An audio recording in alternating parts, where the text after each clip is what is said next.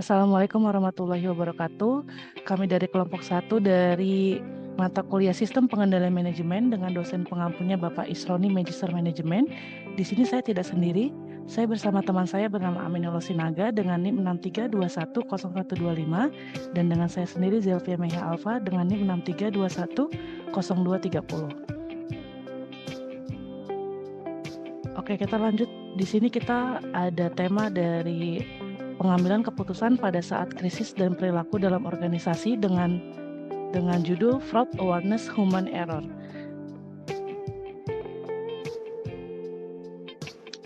Yep. Satu, posisi kedudukan. Dalam pengambilan keputusan, kedudukan seseorang dapat dilihat dalam letak posisi dan tingkat posisi. Kedua, masalah. Masalah atau problem adalah apa yang menjadi penghalang untuk tercapainya tujuan. Yang ketiga, situasi. Situasi adalah keseluruhan faktor-faktor dalam keadaan yang berkaitan satu sama lain.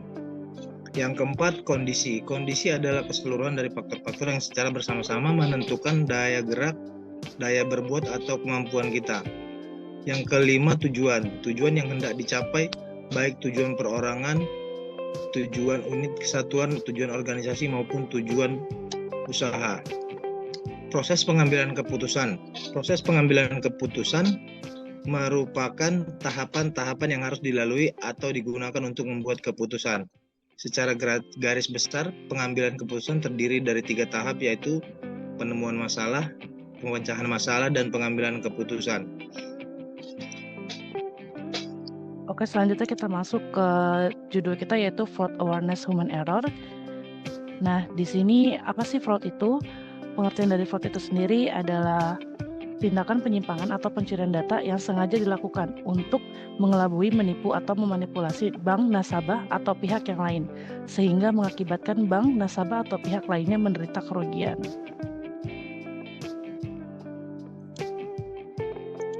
Nah, bagaimana sih fraud itu bisa terjadi? Fraud itu terjadi karena adanya kesengajaan atau kecurangan yang dilakukan pekerja dalam job desk pekerjaannya di setiap ada peluang tertentu.